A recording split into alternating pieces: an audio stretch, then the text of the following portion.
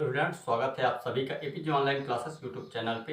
तो class 10th NCERT गणित में अध्याय 1 वास्तविक संख्या रियल नंबर में हमने प्रश्नावली 1.2 पढ़ रहे थे। तो इसके पहले वीडियो में हमने क्वेश्चन नंबर 1 और 2 को सॉल्व कर लिया है। यदि आप इसके पहले की वीडियो नहीं देखे तो इस वीडियो के डिस्क्रिप्शन में आपको लिंक मिल जाएगा, तो सबसे पहले आप उन वीडियो को देखिए तो आपको समझ में आएगा। तो चलिए आगे बढ़ते हुए शुरू करते हैं प्रश्न नंबर 3। तो यहाँ पे आपको एकदम बेसिक से समझाया जाएगा, तो आप वीडियो को अंत तक देखिए तो आपको समझ में आएगा। चलिए आइए शुरू करते हैं। यहाँ पे क्वेश्चन हमारे पास है, अभाज्य गुणनखंड विधि द्वारा निम्नलिखित पूर्णांकों के एचसीएफ और एलसीएम ज्ञात कीजिए। तो इसके पहले वीडियो में हमने क्या सीखा था, एचसीएफ कैसे निकाला जाता है, एलसीएम कैसे निकाला जाता है, उन चीजों को हमने सीख लिया। एचसीएफ का मतलब होता है महत्तम समावर्तक, ठीक है, और एलसीएम का मतलब होता है, एलसीएम का मतलब क्या है, लघुत्तम समावर्तक। बात समझ गए? तो ये है एलसीएम और एचसीएफ का मतलब। तो चलिए आइए सबसे पहले हम आगे निकालते हैं।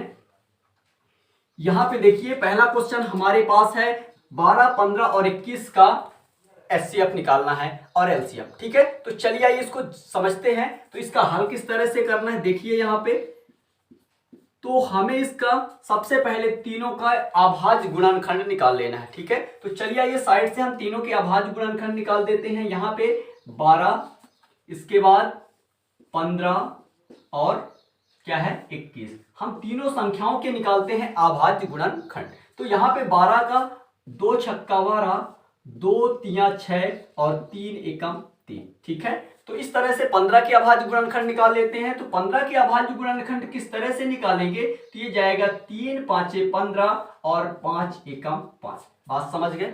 इसके बाद हम निकालते 21 के अभाज्य गुणनखंड। तो ये जाएगा 3 7 21 और 7 एकम 7। तो चलिए आइए इनको हम लिखते हैं। यहाँ पे हम क्या लिखेंगे, यहाँ पे 12, 15 और 21, ठीक है। तो यहां पे सबसे पहले 12 बराबर क्या लिख सकते हैं, 12 को हम क्या लिख सकते हैं, तो यहां पे 2 गुणे 2 यानी 2 की पावर 2 गुणे 3 गुणे 1, ठीक है। और इसके बाद 15 के अभाज्य गुणनखंड यहां पे लिखेंगे। 15 बराबर क्या लिख सकते हैं, 3 गुणे 5 गुणे 1। समझ पा रहे हैं? इसके बाद आगे बढ़ते हैं 21 के अभाज्य गुणनखंड। तो 21 बराबर हम लिखेंगे 3 गुणे 7 गुणे 1, ठीक है। तो ये इस तरह से 12, 15 और 21 के अभाज्य गुणनखंड निकल गए। अब इसके बाद हमें क्या निकालना है, 12, 15 और 21 का सबसे पहले एचसीएफ, ठीक है, यानी महत्तम समावर्तक। तो यहां पे लिखेंगे 12, 15 और 21 का एचसीएफ, ठीक है। तो एचसीएफ बराबर, यानी कहने का मतलब इसको आप लिख सकते हैं ब्रैकेट में महत्तम समावर्तक, ठीक है। तो चलिए आइए इसका हम महत्तम समावर्तक समझेंगे। सबसे पहले क्या होगा, तो इसका जो महत्तम समावर्तक है वो हमारे पास जो सभी के पास हो वही लिखना है। बात समझ गए? महत्तम का मतलब यहां पे 3 3 3 सभी के पास है, यहां पे सबसे छोटी घात, तो हमें इन्हीं को लिखना है। बात समझ गए? और क्या है, ऐसी जो संख्या जो सभी के पास हो, तो ये 1 है हमारे पास, तो यहां पे इनको लिखना है। तो बराबर क्या लिखेंगे, 3 गुणे 1 बराबर क्या आएगा, 3। इतना समझ गए? इसके बाद चलिए आगे अब हम निकालते हैं लघुत्तम समावर्तक। तो यहां पे लिखेंगे 12, 15 और 21 का एलसीएम।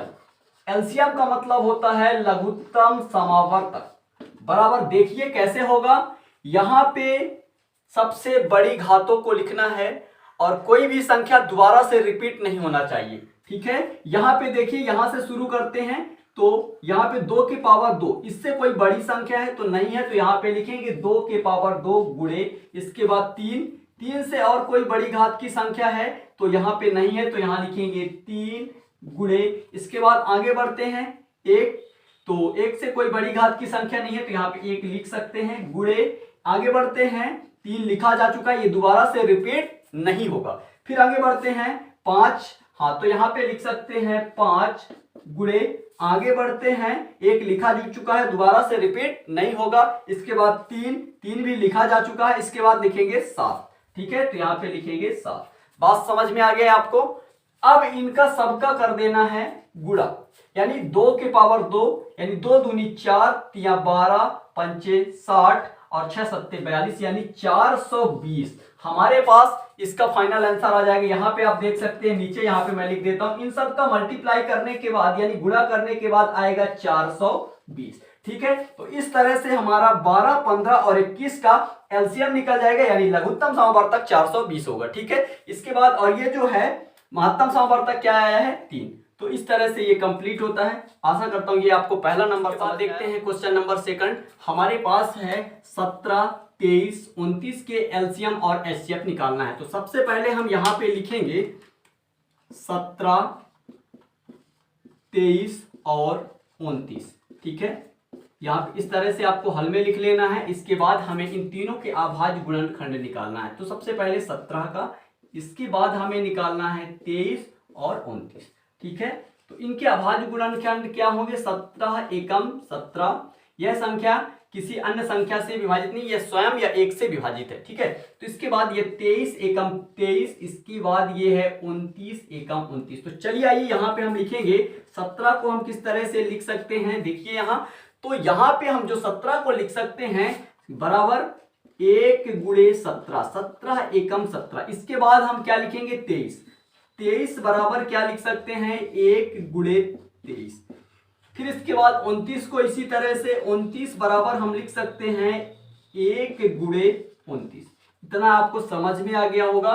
तो चलिए आइए अब हम निकालेंगे इन सभी का 17, 23 और 29 का एचसीएफ। तो यहां पे लिखेंगे 17, 23 और 29 का एचसीएफ। ठीक है, एचसीएफ का मतलब होता है महत्तम समावर्तक। ठीक है, बराबर कैसे निकलेगा? महत्तम समावर्तक का मतलब यह है कि जो तीनों के पास हो लेकिन छोटी घात पे हो। ठीक है, तो यहां पे हमारे पास एक ऐसी संख्या जो सभी के पास है। देखिए 17 और 23 और ये 29 सभी के पास 1 है, तो यहाँ पे कॉमन हमारा आ जाता है क्या 1। ये हमारा 17, 23 और 29 का क्या कहलाएगा एचसीएफ। इसके बाद हम बात करते हैं 17, 23 और 29 का एलसीएम। ठीक है, एलसीएम यानी होता है लघुत्तम समावर्तक। बराबर देखिए कैसे निकलेगा।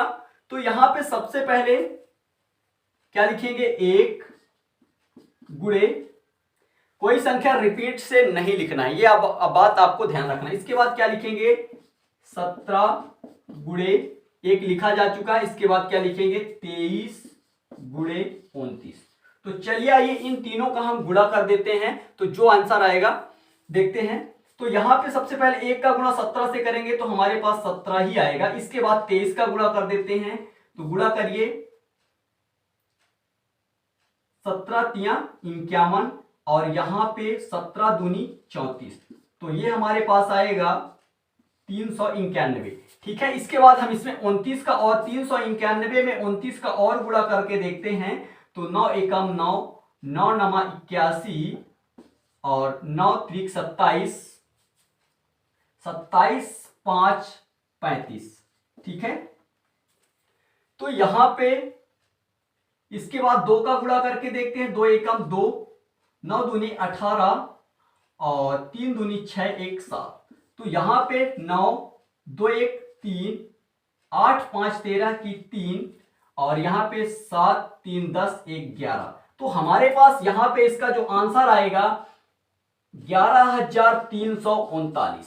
ये हमारा 17, 23 और 29 का क्या है एलसीएम यानी लघुत्तम समावर्तक। ठीक है, इतना बात आपको समझ में आ गया होगा, इसको आप नोट कर लीजिए। इसके बाद चलते हैं इसी का क्वेश्चन नंबर तीसरा। हमारा अगला क्वेश्चन तीसरा नंबर है 8, 9 और 25 का एचसीएफ और एलसीएम निकालना है। तो सबसे पहला काम हमारा है यहाँ पे देखिए हल, और यहाँ पे लिख लेंगे क्वेश्चन को एक बार 8, 9 और 25। ठीक है, तो इस तरह से आपको लिखना। इसके बाद हमें इन तीनों के अभाज्य गुणनखंड करना है। सबसे पहले 8, इसके बाद करना है 9 और 25। ये बात आपको समझ में आ गया। 8 के गुणनखंड करते हैं, सबसे पहले 2 से जाएगा, 2 चौके 8, 2 दूना 4, 2 एकम 2। इतना बात समझ में आ गया।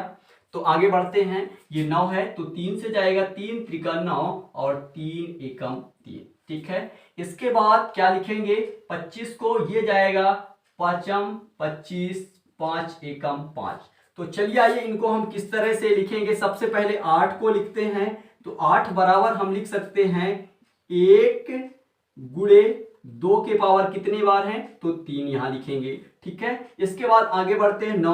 9 को हम कैसे लिख सकते हैं, 1 गुणे 2, 3 के पावर 2। ठीक है, ये 2 बार है। तो यहां पे आगे बढ़ते हैं। यहां पे 25 बराबर हम क्या लिखेंगे, तो 25 बराबर 1 गुणे 5 के पावर 2। समझ गए इतना। तो फिर आगे बढ़ते हैं। यहां पे अब हम निकालेंगे 8, 9 और 25 का सबसे पहले एचसीएफ। ठीक है, तो यहां पे लिख लेते हैं 8, 9 और 25 का एचसीएफ। 8, 9 और 25 का एचसीएफ।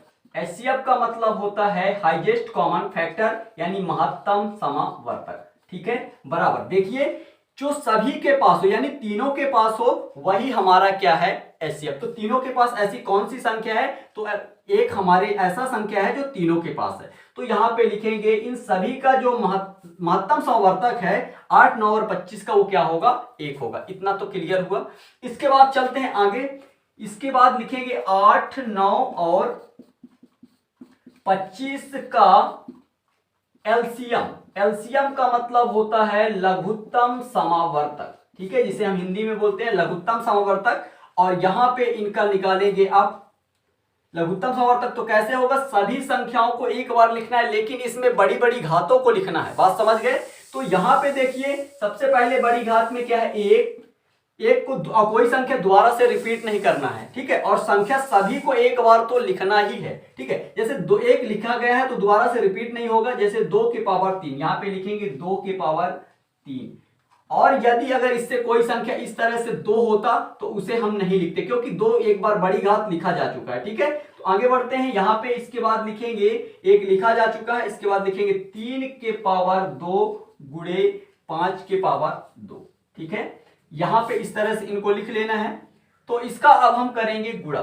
ठीक है, तो चलिए आइए गुणा कर लेते हैं। इसका आगे बढ़ते हुए 1 का गुणा करेंगे तो वही आएगा 1 एकम 1, और 2 का क्यूब क्या होगा, 2 दूनी 4। इसको 2 को हम कैसे लिख सकते हैं, 2 गुणे 2 गुणे 2, 2 दूनी 4 दूनी 8। यहां पे 8 गुणे 3 का वर्ग क्या होगा, 3 त्रिका 9 गुणे 5 25। यानी इन सब का हम गुणा करेंगे तो हमारे पास आंसर आएगा 8 का गुणा यहाँ पे कर 8 9 72, 72 में गुणा 25 का कर दीजिए आप, तो आंसर आ जाएगा 5 दूना 10 की शून्य हासिल 1, 7 पना 35, 1 36, और यहाँ पे 2 दूना 4 और 7 दूना 14। ठीक है, 0 6 4 10 की 0 और 4 3 7 1 8 और ये 1। ठीक है, यहाँ पे हमारा आंसर आ जाएगा 1800।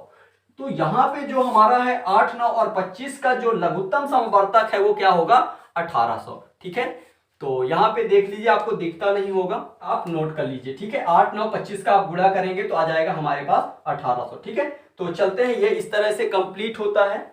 और यदि वीडियो आपको पसंद आया हो तो चैनल को लाइक, सब्सक्राइब और दोस्तों के साथ शेयर कर दीजिएगा। इसी तरह से आपको क्लास मिलते रहेंगे पर डे। ठीक है, thank you, best of luck.